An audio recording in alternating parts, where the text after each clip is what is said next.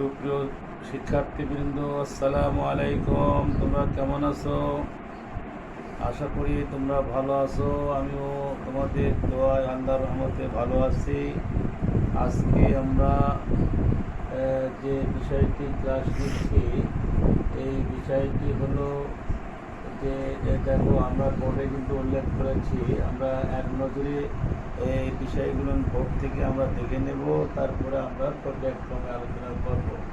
দেখো, police line school and college Bogura, police line school and college Bogura, শ্রেণী একাদশ, বিভাগ ব্যবসায় শিক্ষা, বিষয় ব্যবসায়ী সংগঠন ও ব্যবস্থাপনা, দ্বিতীয় পত্র।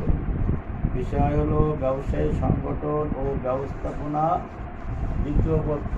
অধ্যায় হলো চতুর্থ অধ্যায়, অধ্যায়ের নাম হলো সংগঠিতকরণ।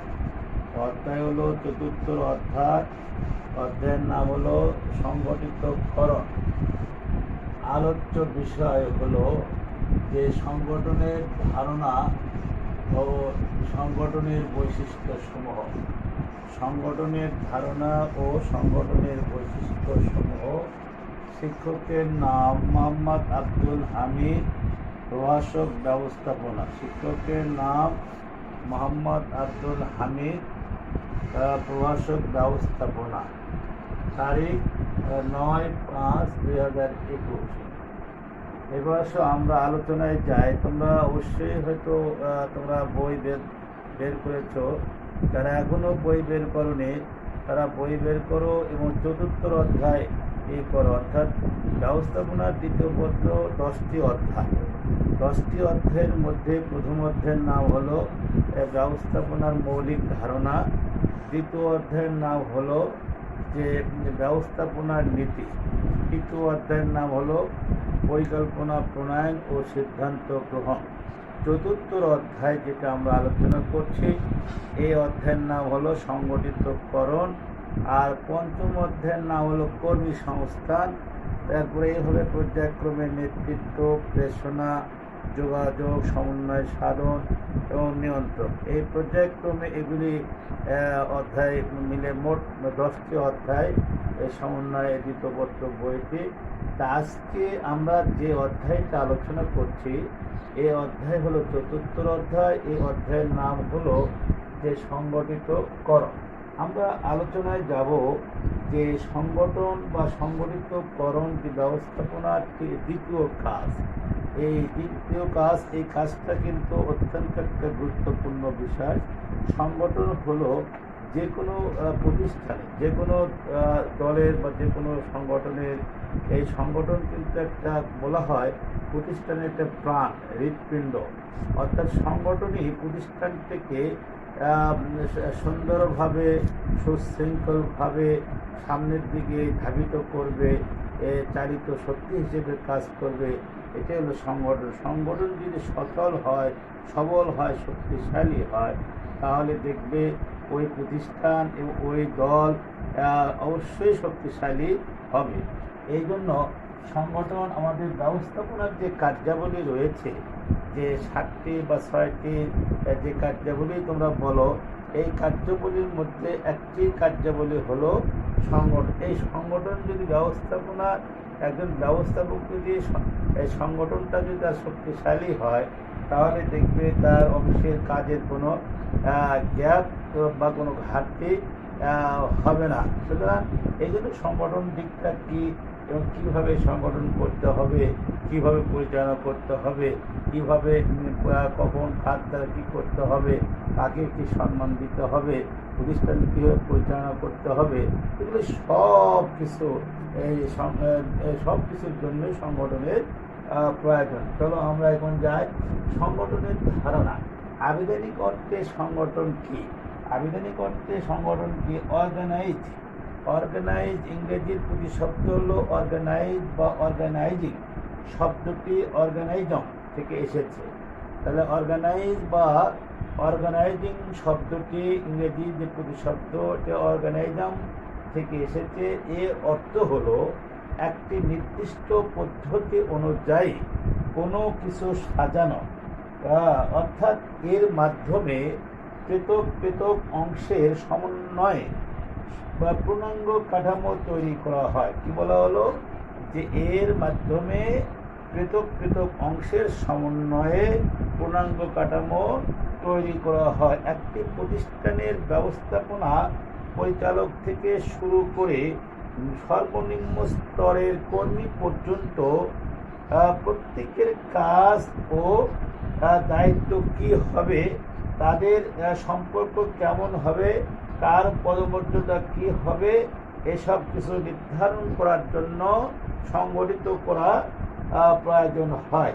এর মাধ্যমে প্রাতিষ্ঠানিক লক্ষ্য অর্জনের জন্য প্রয়োজনীয় কাজ নির্ধারণ ও সেগুলো সুনির্দিষ্টভাবে কর্মীদের মধ্যে বন্টন করা হয়। এরপর কাজগুলো করার জন্য প্রয়োজনীয় সম্পদ সংগ্রহ, বরাদ্দ এবং কার্যক্রম সমন্বিতকরণের কাঠামো তৈরি করা হয়। অর্থাৎ এই যে এত কিছু বলা হলো, কোন কাজ কীভাবে করা হবে, কার দ্বারা করা হবে, কখন করা হবে, কার পদমর্যাদা কী হবে, এসব সব কিছু নির্ধারণ করার জন্য সংগঠনে কিন্তু প্রয়োজন হয়। অর্থাৎ একটা প্রতিষ্ঠানের যে মূল লক্ষ্য অর্জনের জন্য যে কাজগুলো নির্ধারণ, যে বিষয়গুলো দরকার, সেগুলো সুনির্দিষ্টভাবে কর্মীদের মধ্যে এগুলো বন্টন করে দেওয়ার দায়িত্ব হলো সংগঠন। সুতরাং এই জন্য সংগঠনের বিষয়টা কিন্তু ব্যবস্থাপনার দিক থেকে অত্যন্ত একটা গুরুত্বপূর্ণ বিষয়। যে আমরা এতক্ষণ আমরা যে আধুনিক অর্থে সংগঠন কি, পারিভাষিক অর্থে সংগঠন কি, আমরা কিন্তু এটা মোটামুটি একটা আলোচনা করলাম। তারপরেও আমরা বলছি আধুনিক অর্থ বলছি যে এখন দেখো পারিভাষিক অর্থে হচ্ছে প্রাতিষ্ঠানিক কার্যাবলীকে প্রকৃতি অনুযায়ী বিভিন্ন বিভাগ ও উপবিভাগে ভাগ, যোগ্যতা ও দক্ষতা অনুযায়ী কর্মীদের মধ্যে দায়িত্ব ও কর্তৃত্ব বন্টন এবং পারস্পরিক সম্পর্ক নির্ধারণের কাজকে সংগঠিতকরণ বলে। আমি আবারও বলছি, সুপ্রিয় শিক্ষার্থী, তোমরা ভালো করে শোনো, মনোযোগ দিয়ে শোনো। তোমরা পাঠ্য বই সামনে রাখবে এবং খাতা কলম সামনে রাখবে। প্রয়োজন হলে তোমরা এগুলো নোট করে নিবে, পরে অবসর সময় তোমার বাসায় বই দেখে পরিষ্কার হবে। এরপর দেখো, আবার বলছি, পারিভাষিক অর্থে সংগঠনটা কি? প্রতিষ্ঠানের কার্যাবলীকে প্রকৃতি অনুযায়ী বিভিন্ন বিভাগ ও উপবিভাগ ভাগ, যোগ্যতা ও দক্ষতা অনুযায়ী কর্মীদের মধ্যে বন্টন ও কর্মীদের মধ্যে দায়িত্ব ও কর্তৃত্ব বন্টন এবং পারস্পরিক সম্পর্ক নির্ধারণের কাজকে সংগঠিতকরণ বলে। তাহলে আমরা এতক্ষণ কিন্তু যে সংগঠনে আবিধানিক অর্থে সংগঠন কি, পারিভাষিক অর্থে সংগঠন কি, আমরা এই দুটো বিষয়ে কিন্তু আলোচনা করলাম। এরপর চলো আমরা মনীষীদের দৃষ্টিতে সংগঠনটা কি, মনীষীরা যে ব্যবস্থাপনা বিশারদ যারা রয়েছেন, তারা এই সংগঠনের সংজ্ঞাটা কীভাবে উপস্থাপন করেছে সেই বিষয়টা আমরা একটু দেখে আসি। চলো, অধ্যাপক রিকি ডব্লিউ গ্রিফিথ নামে একজন প্রখ্যাত ব্যবস্থাপনা বিশারদ ছিলেন। ইনি প্রফেসর, আমেরিকার বিশ্ববিদ্যালয়ের প্রফেসর। যে অধ্যাপক রিকি ডব্লিউ গ্রিফিথ এর মতে যে সংগঠনটা কিভাবে কর্তব্য নির্ধারণ ও সম্পাদাদি শ্রেণীবদ্ধকরণ করা হবে, তার সাথে সংগঠিতকরণ জড়িত। তিনি সংক্ষেপে বলছেন যে কিভাবে কর্তব্য নির্ধারণ ও সম্পাদাদি শ্রেণীবদ্ধ করা হবে, তার সাথে সংগঠিতকরণ জড়িত। এরপর এসব যে blogspot.com অনুযায়ী যে সংগঠনটা কি আমরা একটু জেনে নেই। যে এখানে বলা হয়েছে, ব্যবস্থাপনায় সংগঠিতকরণ বলতে সাধারণ উদ্দেশ্য অর্জনের জন্য মানুষ, কাজ এবং সম্পদ ব্যবহারের সম্পর্ককে নির্দেশ করে। যে এখানে যে সংজ্ঞাটা দেওয়া হয়েছে তার মধ্যে তিনটি মৌলিক বিষয়কে প্রাধান্য দেওয়া হয়েছে। তার মধ্যে একটি হলো মানুষ, কাজ এবং সম্পদ। এই তিনটি সদ্ব্যবহারের যে সম্পর্ক, এই সদ্ব্যবহারের সম্পর্ককে এই সংগঠনটা নির্দেশ করে। এরপরে আমরা আরেকটা সংজ্ঞা উপস্থাপন করব, সেটা হলো বিজনেস মানে ডিকশনারি অনুযায়ী যে সংগঠনটা কি, বিজনেস ডিকশনারি.com অনুযায়ী সংগঠনটা হলো সংগঠিতকরণ বলতে কতিপয় উপাদানকে উদ্দেশ্যপূর্ণ, ধারাবাহিক বা স্থানিক সুশৃঙ্খল কাঠামো স্থাপন করাকে বোঝায়। আমি আবারও বলছি, সংগঠিতকরণ বলতে কতিপয় উপাদানকে উদ্দেশ্যপূর্ণ, ধারাবাহিক বা স্থানিক বা সুশৃঙ্খল কাঠামো স্থাপন করাকে সংগঠন বলে। সুপ্রিয় শিক্ষার্থীবৃন্দ, এতক্ষণ আমরা কিন্তু সংগঠনের আবিধানিক অর্থে সংগঠন কি, পারিভাষিক অর্থে সংগঠন কি, মনীষীদের দৃষ্টিতে সংগঠন কি, এতক্ষণ কিন্তু আমরা আলোচনা করলাম। এরপরে সব মূল কথা যে এগুলোর আলোকে অর্থাৎ আবিধানিক, পারিভাষিক এবং মনীষীদের দৃষ্টিকোণ থেকে সংগঠনটা মোটের উপর কী বোঝায়, এই বিষয়টি আমরা এখন বলবো। যে প্রতিষ্ঠানের কার্যাবলীকে প্রকৃতি অনুযায়ী বিভিন্ন বিভাগ ও উপবিভাগে ভাগ, যোগ্যতা দক্ষতা অনুযায়ী কর্মীদের মধ্যে দায়িত্ব ও কর্তৃত্ব বন্টন এবং পারস্পরিক সম্পর্ক নির্ধারণের কাজকে সংগঠিতকরণ বলে। তাহলে এতক্ষণ কিন্তু আমরা সংগঠনের ধারণা কিন্তু আলোচনা করলাম। সুপ্রিয় শিক্ষার্থীবৃন্দ, তোমরা কতটুকু উপলব্ধি করতে পারছো না পারছো, যদি তোমাদের কোনো সমস্যা থাকে তাহলে তোমরা প্রশ্ন করতে পারো। আর যদি সমস্যা না থাকে তাহলে আমরা সামনের দিকে এগিয়ে যাব। সামনের বিষয়টি, যে বিষয়টি আমি আলোচ্য বিষয়ের শিরোনামের মধ্যে উল্লেখ করেছি, তার মধ্যে একটি হলো সংগঠনের ধারণা, আর একটি হলো সংগঠনের বৈশিষ্ট্য সমূহ। এখন আমরা আলোচনা করব সংগঠনের বৈশিষ্ট্য সমূহ। দেখো, সংগঠনের বৈশিষ্ট্য সমূহ, আদর্শ সংগঠনের বৈশিষ্ট্য সমূহ, তার মধ্যে 1 নম্বর হলো লক্ষ্য অভিমুখী।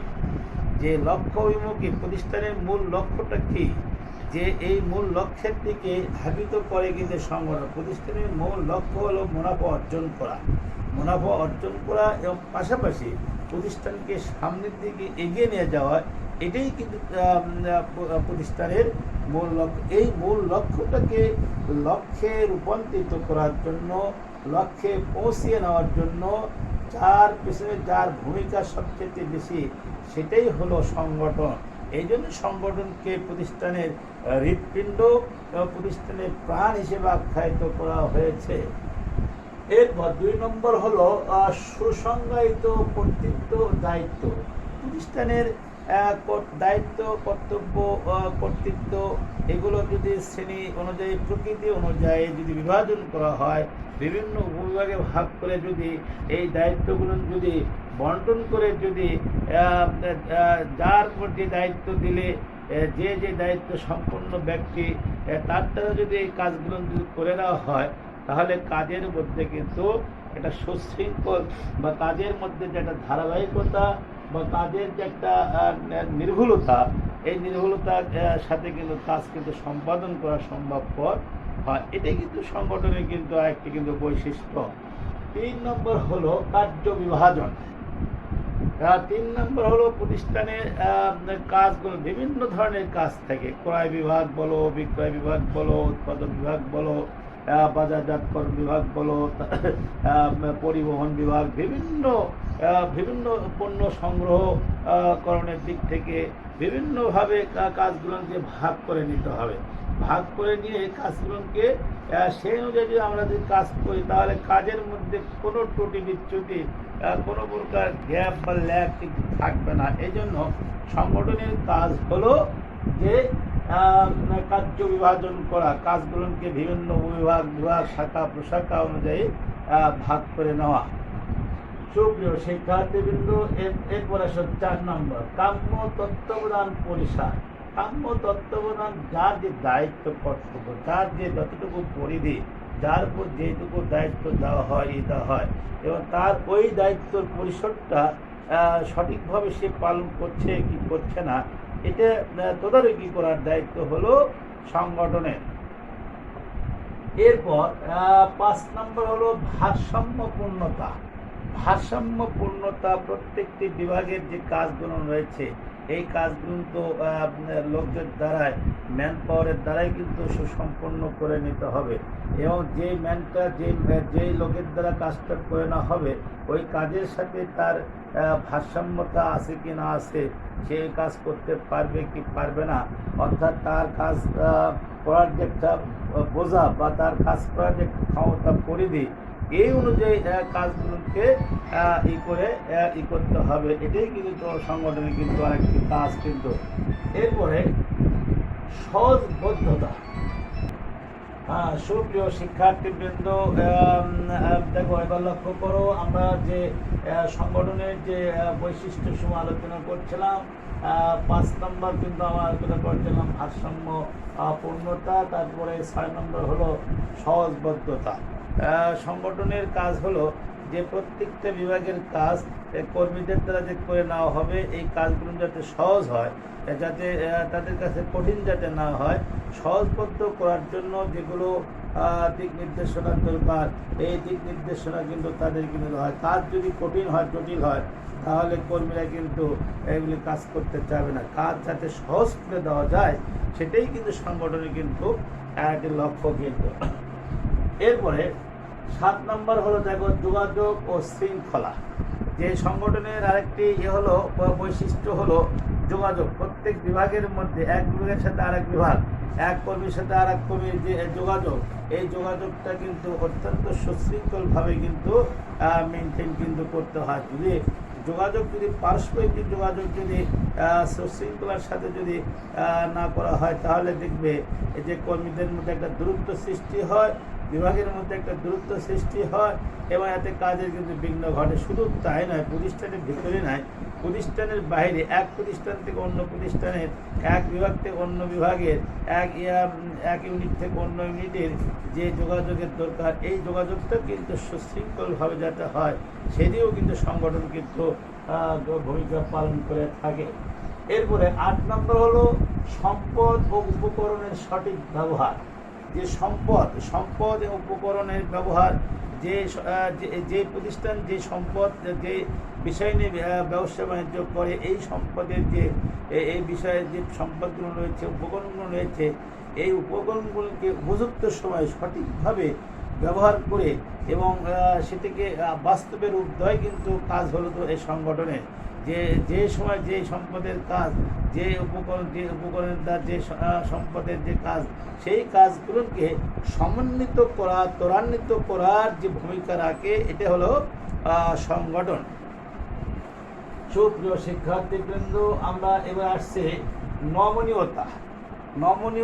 নমনীয়তা কর্মীদের মধ্যে, প্রতিষ্ঠানের মধ্যে, কর্মচারীদের মধ্যে, ব্যবস্থাপক ও ঊর্ধ্বতন কর্মকর্তা যারা রয়েছে, তাদের মধ্যে কিন্তু একটা নমনীয়তা ভাবের কিন্তু দরকার রয়েছে। নমনীয়তা, সরলতার ভাব যদি কর্মচারীদের মধ্যে, কর্মীদের মধ্যে, বিভাগের মধ্যে যদি পরিলক্ষিত না হয়, সবাই যদি গাম্ভীর্য, রাগান্বিত বা তাকব্বরী, অহংকারী ভাব নিয়ে যদি কাজ করে, তাহলে একে অপরের সাথে সুসম্পর্ক কিন্তু বজায় রাখা সম্ভবপর নয়।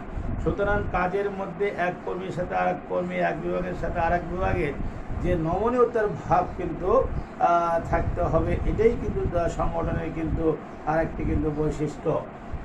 সুপ্রিয় শিক্ষার্থীবৃন্দ, 10 নম্বর আনুগত্যশীল ওবিডেন্ট যাকে বলা হচ্ছে, যে যারা ঊর্ধ্বতন কর্মকর্তা হিসেবে যারা আছে, যারা অধীনস্থ যারা আছে, অধীনস্থদের কাজ হলো ঊর্ধ্বতন কর্মকর্তাদের আনুগত্যশীল হতে হবে এবং তাদের প্রতি একটা মর্যাদা বা সম্মান বা আনুগত্যের ভাব যদি না থাকে, তাহলে তাদের উপদেশ, তাদের নির্দেশনা কিন্তু পালনের ক্ষেত্রে কিন্তু একটা বিঘ্ন ঘটতে পারে। এই জন্য যে আনুগত্যশীল, প্রত্যেকেরই কিন্তু আনুগত্যশীল, যে যে অবস্থানে আছে সেই অবস্থান থেকে আনুগত্যশীল মনোভাব নিয়ে কাজ করতে হবে। তাহলে কাজের মধ্যে সমন্বয়, সুশৃঙ্খল এবং কাজ করে সবাই আনন্দ পাবে। এটাই কিন্তু সংগঠনে কিন্তু একটি বৈশিষ্ট্য। সুপ্রিয় শিক্ষার্থীবৃন্দ, আমরা কিন্তু এতক্ষণ আলোচনা করলাম যে বিষয়গুলো, আমরা মূল্যায়নে যদি যাই তাহলে দেখা যায় যে এটা হলো যে ব্যবস্থাপনার দ্বিতীয় পত্রের ৪র্থ অধ্যায়, যে সংগঠিতকরণ, অর্গানাইজিং যাকে বলা হচ্ছে, এর আমরা আলোচনা করলাম। প্রথমে আলোচনা করলাম সংগঠনের ধারণা, আর সংগঠনের ধারণাটা আমরা আলোচনা করেছি যে আবেদনিক অর্থে সংগঠন কি, পারিভাষিক অর্থে সংগঠন কি, মনীষীদের দৃষ্টিতে সংগঠন কি, মোট কথায় সার কথায় সংগঠন কি, আমরা কিন্তু আলোচনা করেছি।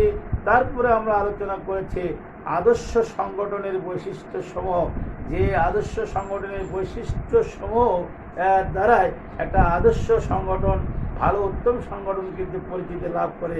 সেই বিষয়গুলো কিন্তু আমরা একে একে 10টি পয়েন্ট কিন্তু আমরা আলোচনা করেছি। সুপ্রিয় শিক্ষার্থীবৃন্দ, সবাই কিন্তু শেষের দিকে তোমরা অবশ্যই এগুলো নোট করে নিয়েছো, বাসায় তোমরা দেখবে।